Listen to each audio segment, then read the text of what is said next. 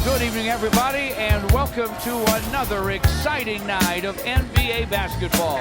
With the first pick, the Detroit Pistons select Cade Cunningham from Oklahoma State University.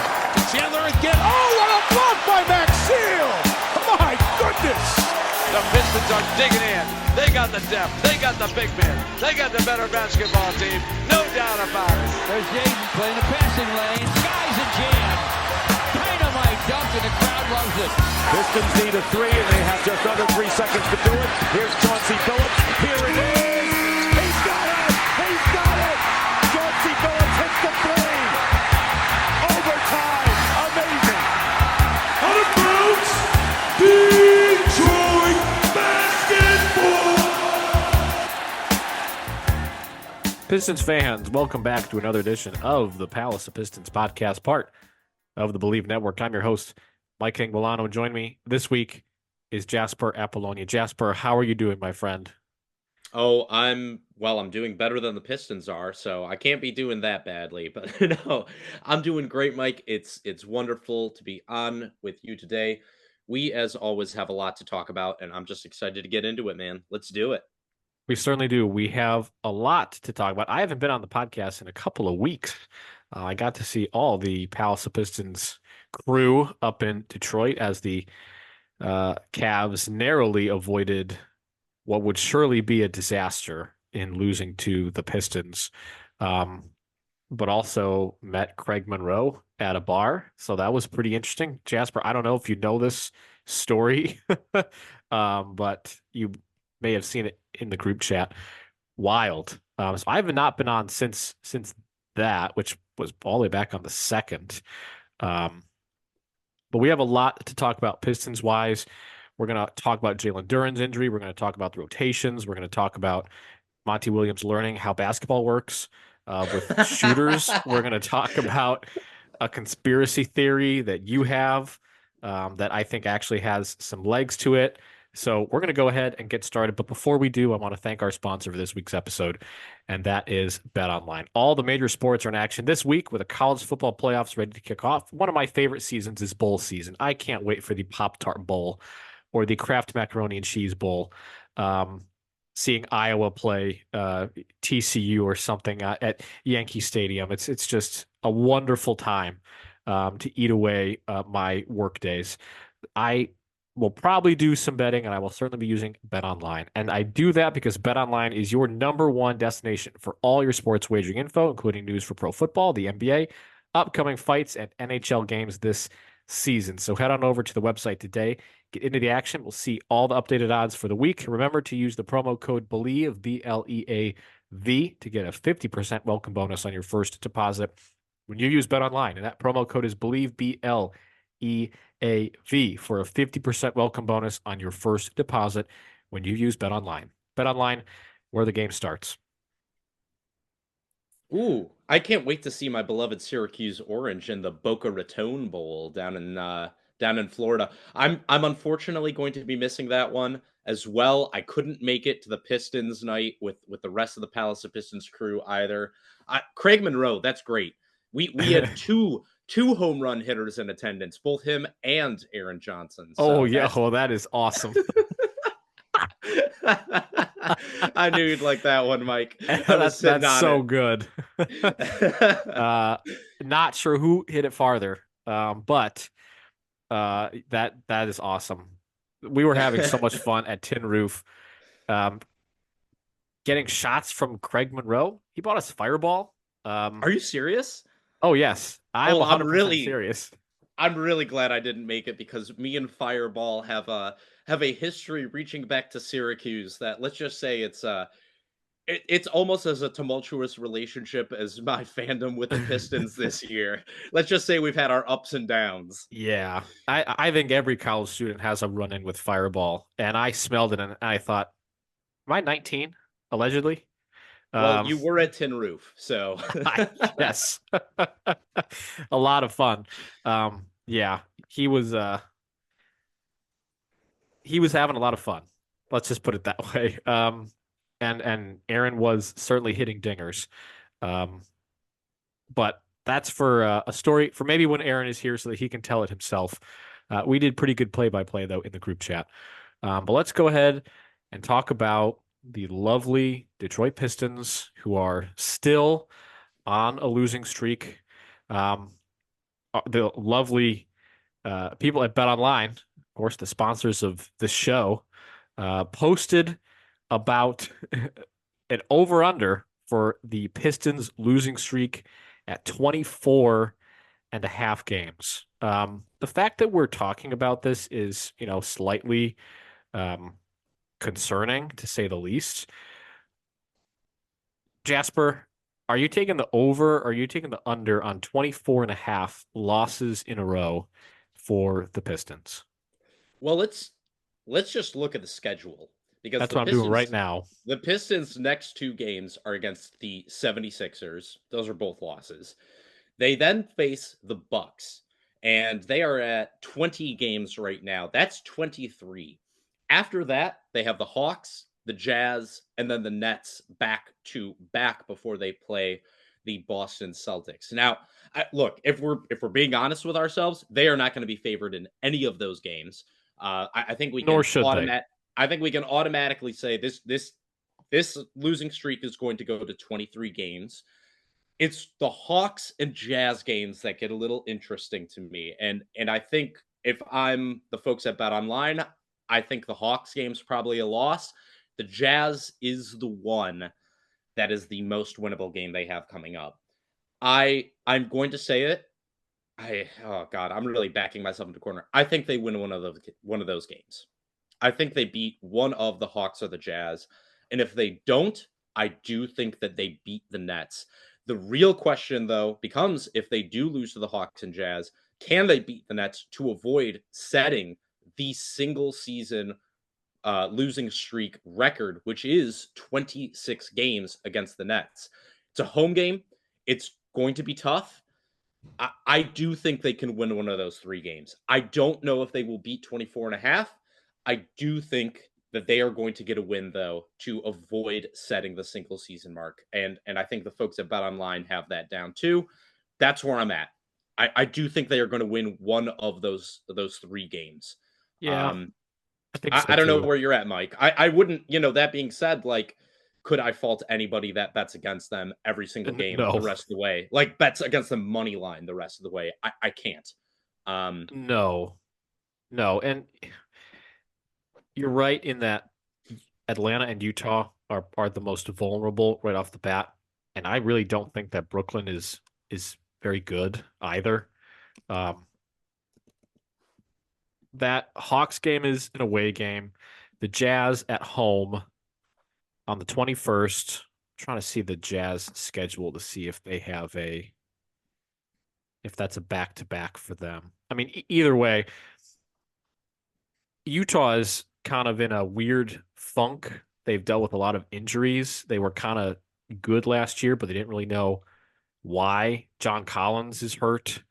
I think it's definitely possible that they beat the Jazz and stop the losing streak rather at right then and there. That'd be what, 25? That'd be 24. 24. That's a close one. I might take the under. I have a little bit of confidence in being able to beat Utah at home, mostly because I think the Pistons are starting to play.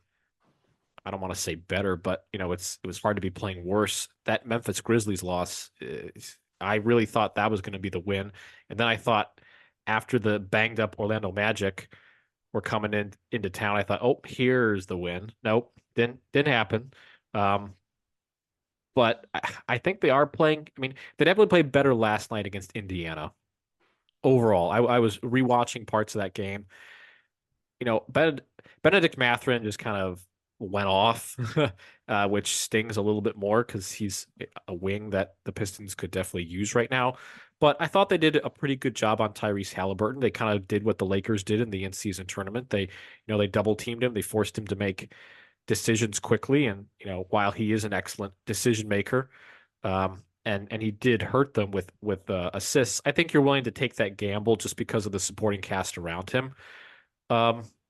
So I think they're playing okay basketball. Certainly a little bit more competitive than some of those other games. I really thought they were going to beat the Cavs, but let's talk about some of the nuances of the roster right now, starting with Jalen Duren, who has dealt with an ankle injury for most of this season. I don't know if he came back necessarily early, but I will say that, the first 3 quarters against the Cavs, sitting there in person, I thought, oh, he looks fine. He was getting up and down the floor. He was on the receiving end of alley-oops. I thought he played pretty well. He called George Niang a bitch. Seemed like everything was going okay, and then he re-injured that ankle. It looked like he was a little hobbly in maybe the fourth quarter. But Jalen Duren, he is hurt, unfortunately. Again, I think they said he's going to be reevaluated in 2 weeks, if I'm not mistaken. Let me go ahead and pull up the actual press release. It was 2 weeks. Yeah, it's 2 weeks. And I think for me, looking at it, like you said, I'm not sure if they brought him back too soon. I certainly think they have.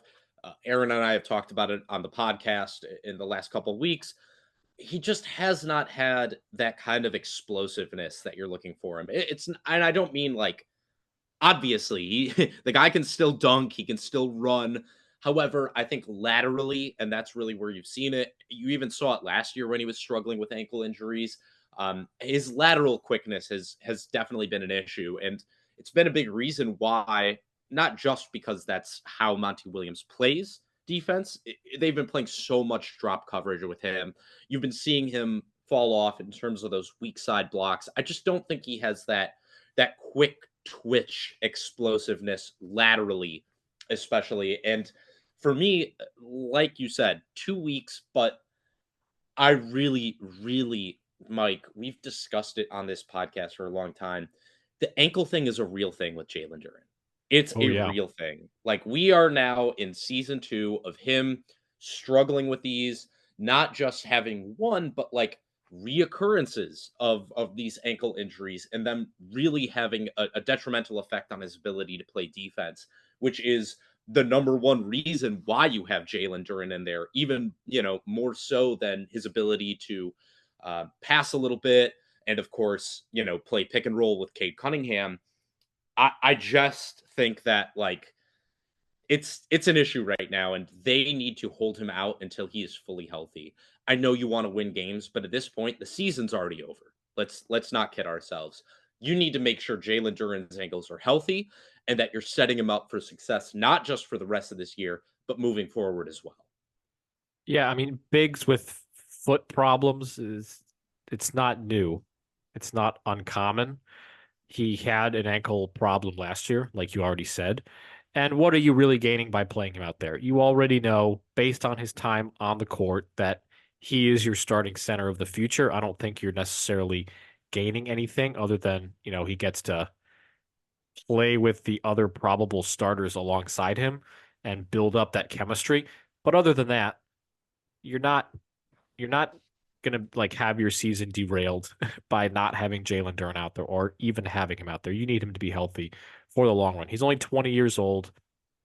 I guess it gives the Pistons some time to showcase their other 2 bigs, to hopefully trade them, ahead of the deadline. I mean, Bagley's been playing okay, but of course then he gets hurt.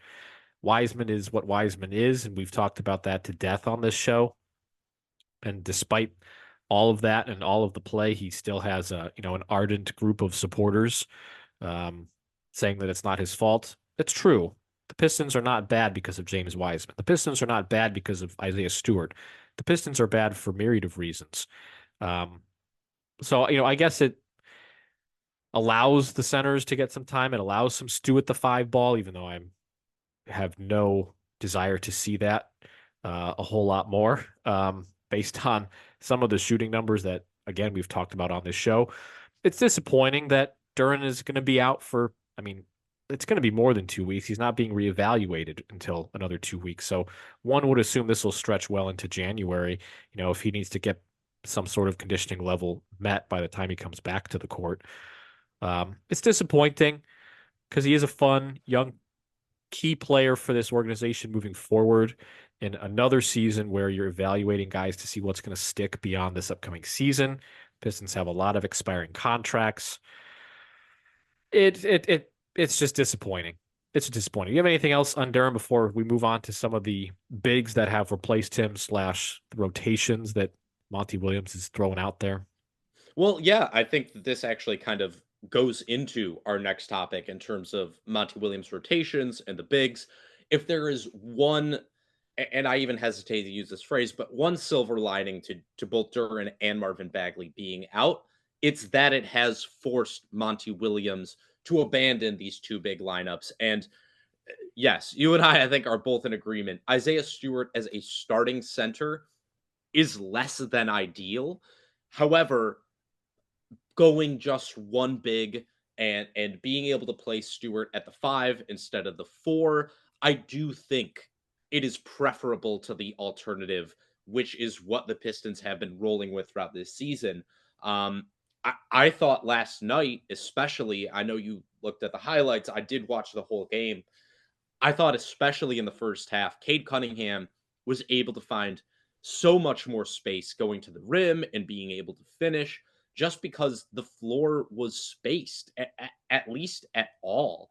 And even though Stewart does not provide you with that pick and roll threat, and I think that was a big reason why eventually the Pacers were able to kind of settle in a little bit defensively. We know that they are not a good defensive team. We know that like they are going to allow teams, even a team with an offense as inept as the Pistons, to score points against them. But I thought that really, putting Ausar at the 4, something that you and me and Aaron have been begging for since preseason, I thought that it looked pretty good, at least for the first half. In the second half, there was issues. And of course, also a big part of that was like Bojan Bogdanovic just not playing very well last night on the offensive end of things. I thought that was honestly, more than anything else, what really cost them any chance at winning that game was Bojan just not hitting open threes. It was kind of a killer for them. You look at that, they lost the game by 8. He hits 2 of those open threes. We're talking about a very, very different looking fourth quarter, I think, for Detroit. So when I think about the Duren issue and the Bagley issue, excuse me, and more so what Detroit's rotations are looking like, if there is one silver lining, it's that now Monty Williams has to go a little bit smaller and has to try Ausar at the 4 offensively, and has to play Isaiah Stewart as a true center. So if there's one positive to it, that's it. Mike, I'm interested what you think in terms of the Pistons finally going small, and perhaps even more what Monty Williams' statements were at the end of that game in regards to spacing. Well, it's nice of him to acknowledge that, in fact, you do need spacing in today's NBA to be successful. And that's not to say that the Pistons are good at doing that. They don't have the personnel to be a properly spaced team. But, we talked about this in the preseason. If you're going to have Cade Cunningham and you're going to have Jaden Ivey and you're going to have Jalen Duren, you're going to need shooting. And Ausar Thompson is not a shooter. He did hit a corner 3 yesterday. Looked pretty good. Jake Rogers in our group chat noted that it looked like his release point was higher. I, did not compare that, but it's nice to see him hit the corner 3. If he can do that, he can, that's at least a weapon that spaces the offense out and it puts him within a role on the offense. Aside from being, a high flyer, he's able to finish dunks. He's able to handle alley-oops. He's super athletic. We talked about Ausar Thompson at the 4 going into the season, and I think you were the most ardent supporter of it, that it makes the most sense, even if you don't have the spacing necessarily.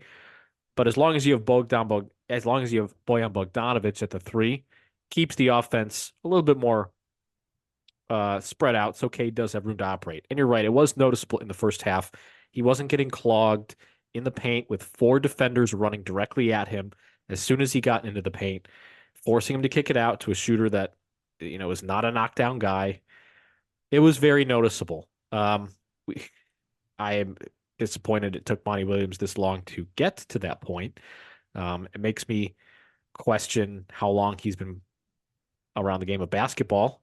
It Because says here he was we can see playing it, in the 90s, so well, certainly looks very 90s to see Isaiah Stewart post ups and whatnot. That just makes me want to hit my head against my screen.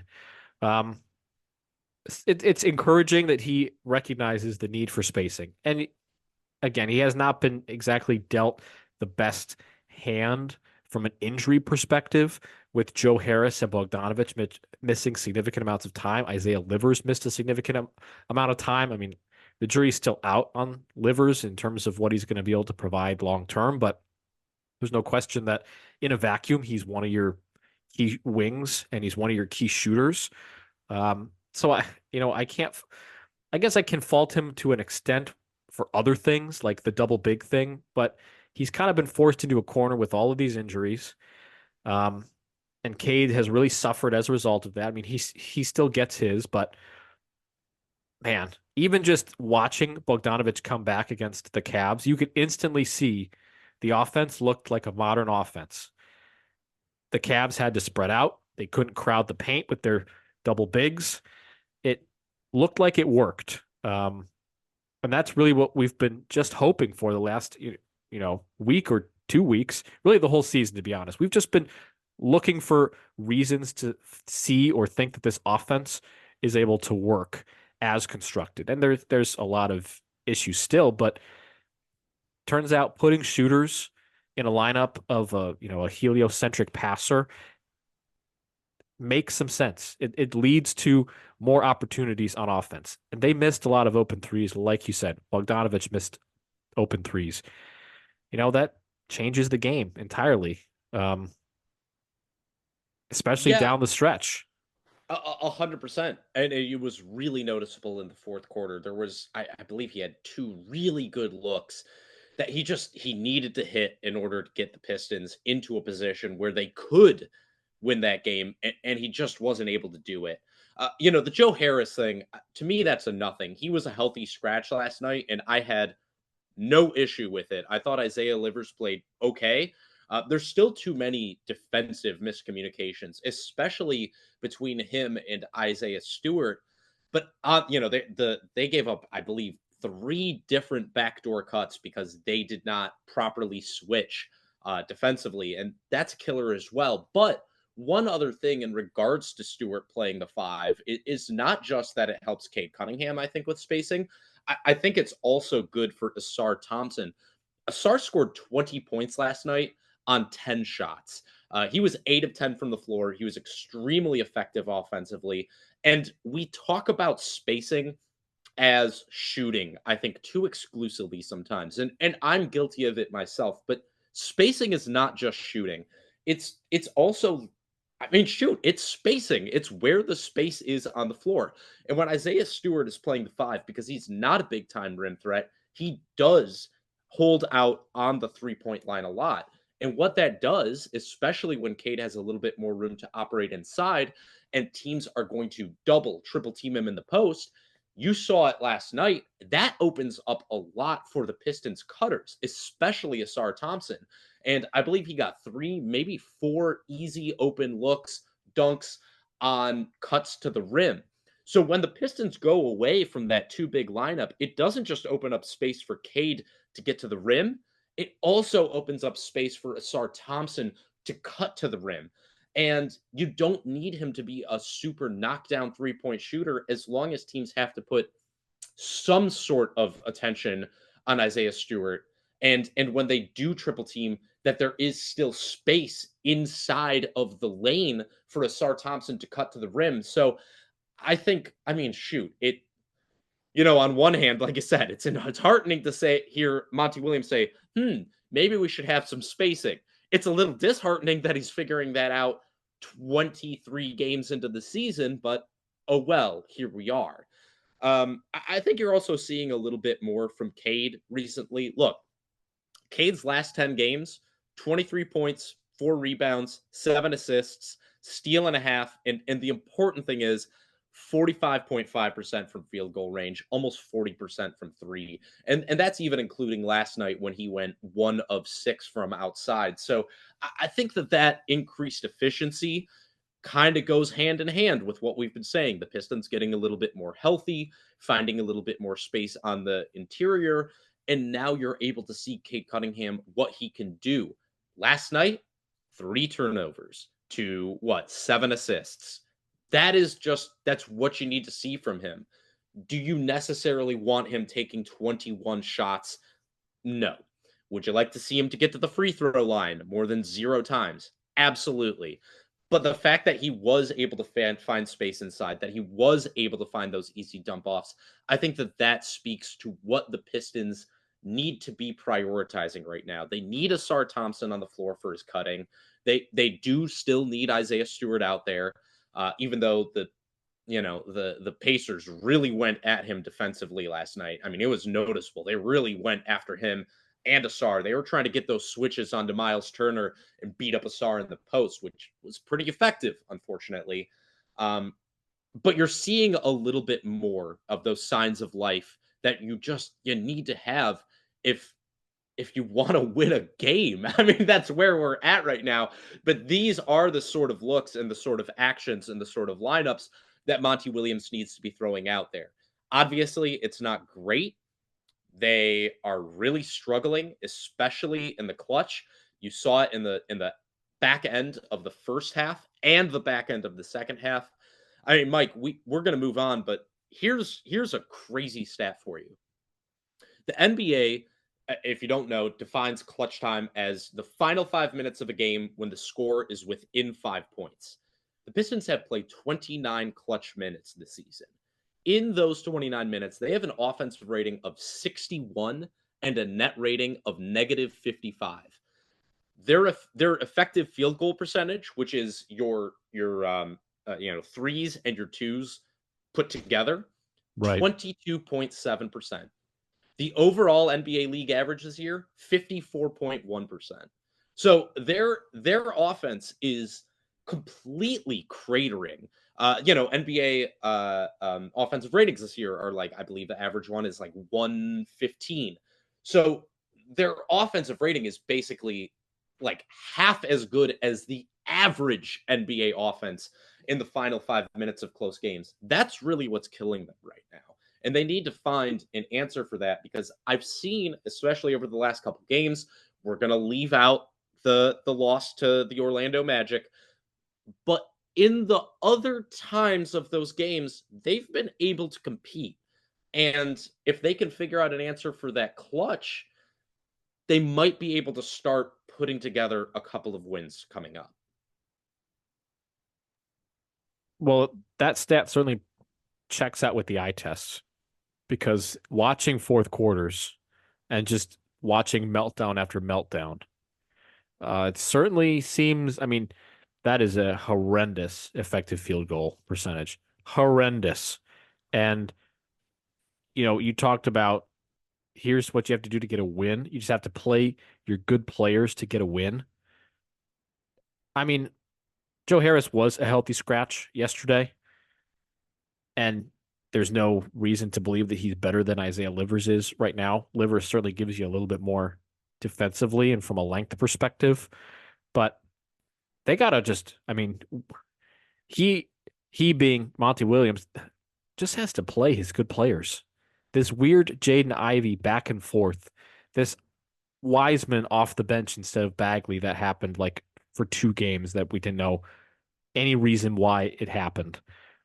You just have to play your good players. And it's just hard to say he's putting them in good positions to succeed while on the court. I mean, we talked about Cade having 0 spacing. We talked about Isaiah Stewart being asked to do far too much than what he's capable of, as a stretch 4. He's just not able to do that. Spacing is, being a stretch 4 is much more than being able to make and take shots. Are people going to defend him? Which it's very clear that they're not. They're not moved by it at all. In that Cavs game, Evan Mobley did not even flinch when Isaiah Stewart went to take a corner three. He didn't even move. He immediately turned his back and went up for the rebound. It's just those little things. We talked a little bit about Stu at the 5 in the offseason as being a viable option, and seeing it actually happen with the spacing around with Bogdanovich back and Cade Cunningham. It definitely looked more like he was figuring out, he being Monty again, was figuring out how to put these players in a better position to succeed. But his post-game comments leave me wondering, did he even want to coach at all, or did Tom Gores just throw so much money at him it was impossible to say no?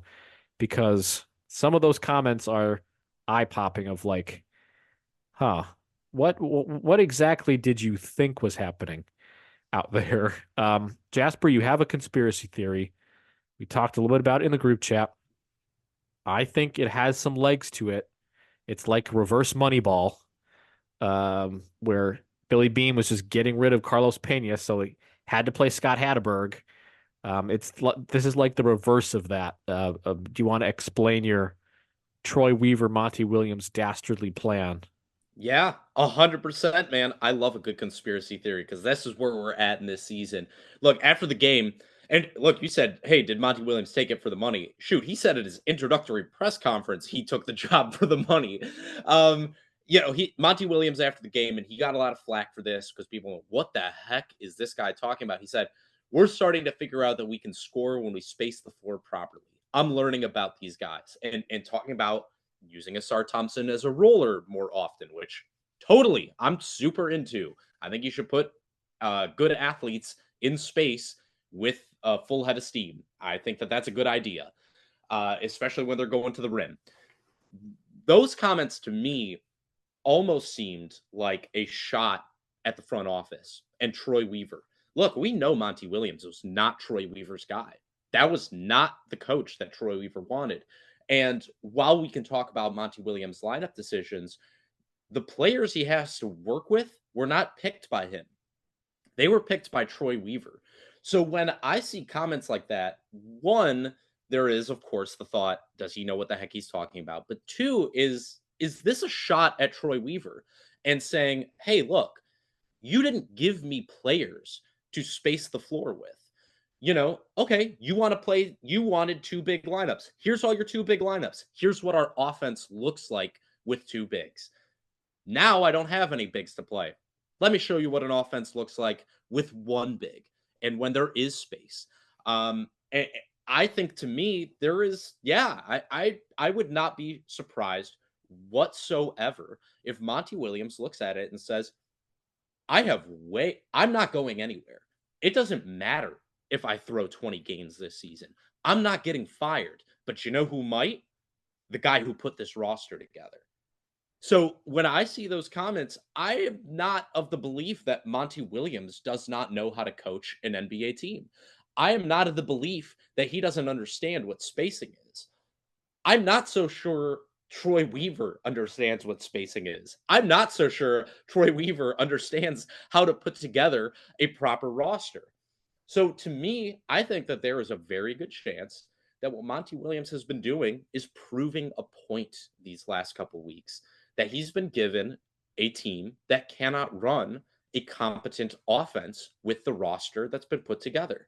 Mike, how do you feel about my little my little front office intrigue, if you will?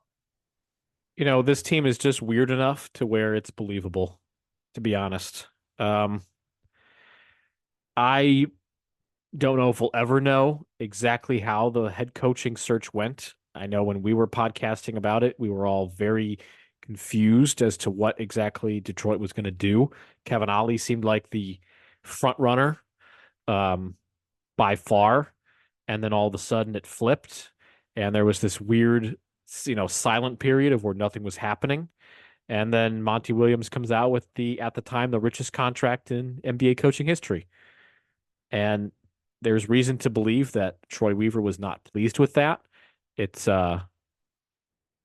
kind of strange how it all sort of came together. And Tom Gores is that kind of owner, just, step in and make something happen, which oftentimes is the wrong choice, but, it's just kind of what you get with him.